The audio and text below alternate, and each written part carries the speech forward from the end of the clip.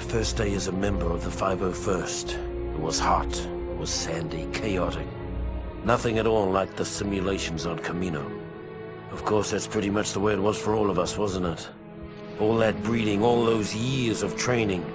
It doesn't really prepare you for all the screaming or the blood, does it?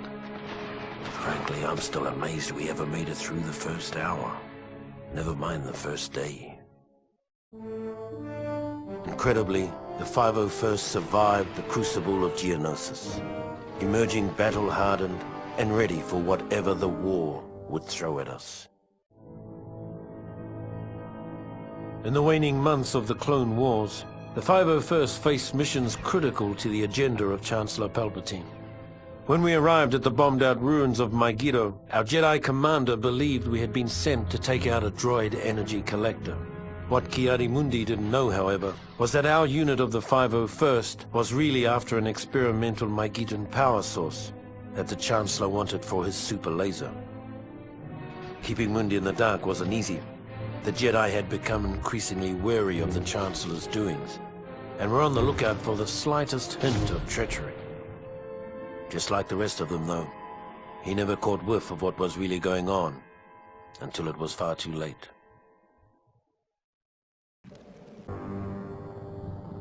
The success of the mission on Megiddo was something of a revelation for the men of the 501st. Suddenly, we realized that the Jedi could be fooled. And if they could be fooled, they could be killed. As the Clone Wars progressed, more and more ground-based legions found themselves pressed into space combat, including the fighting forces of the 501st. For months, every hour of our downtime was spent in the simulator, preparing for the time we would face our enemies from the cockpit of a 170. Finally, the day came to earn our wings. The CIS had staged a daring kidnapping of Chancellor Palpatine and was being escorted from Coruscant by a fleet of separatist ships. With only a few veteran pilots on planet, many of the 501st were pressed into service to drive off the Seps and buy time for a pair of Jedi Knights to rescue the Chancellor. After disabling the final capital ship, General Kenobi and Skywalker took advantage of the opportunity we'd created and rescued the Chancellor. Took all the credit, too. It's been said that the 501st got the best of the war. We also got the worst. On Felucia, the Seps dug their metal heels into the muck of that alien hellhole and dared the Republic to come in after them. So we did, only to be met with the month after month of flesh-eating diseases, shrieking nocturnal predators, and other sights that haunt me to this day. Cut off and, for all we knew, abandoned by our superiors. Our only hope was Aayla Secura, our Jedi commander. Without her iron will, none of us would have come out of that mess with our sanity or our lives. When her death came, I hope it was quick. She earned that much. When the 501st was finally rotated out of Felucia, Aayla Secura made a point of seeing us off personally, calling us the bravest soldiers she had ever seen. It's a good thing we were wearing helmets, because none of us could bear to look her in the eye.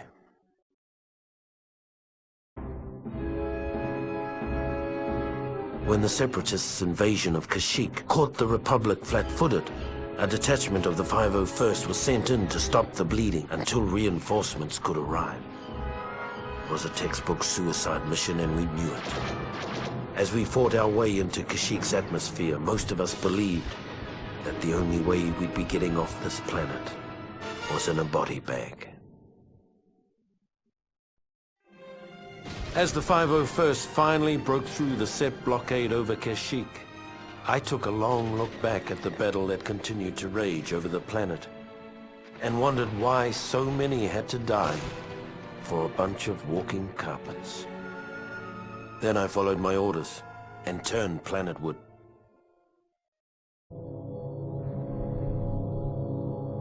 When we arrived on Kashyyyk, things were just as bad as we feared. The droids had us outgunned, outmaneuvered, and outmanned by a 5-to-1 margin. What none of us had counted on was the Wookiees. We'd all heard the stories, of course, but we'd never fought next to them. Never seen them rip apart a droid with their bare hands. They were magnificent. Even so, it was still a suicide mission. At least it was until Master Yoda arrived. Then it became a battle. A winnable battle. With the timely arrival of Master Yoda, the 501st was able to hold the line against the Seps on Kashyyyk. We left as heroes. Years later, we'd return as conquerors.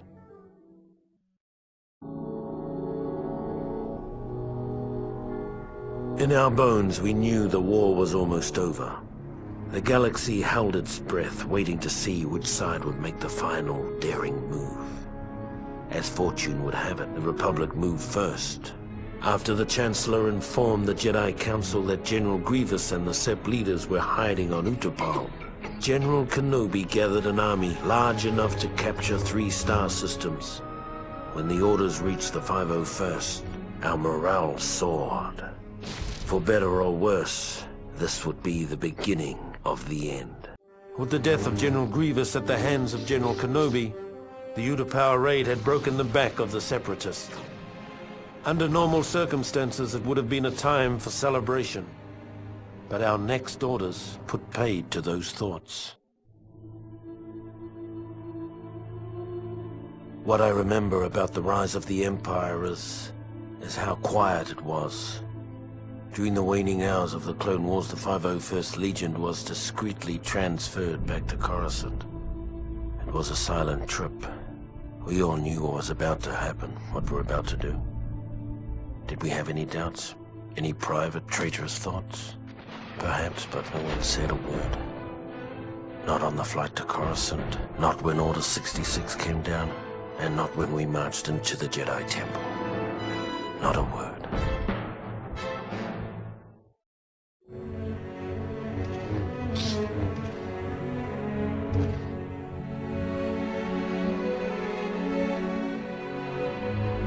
With the fall of Coruscant and the elimination of the traitorous Jedi, Palpatine's rise to power was complete.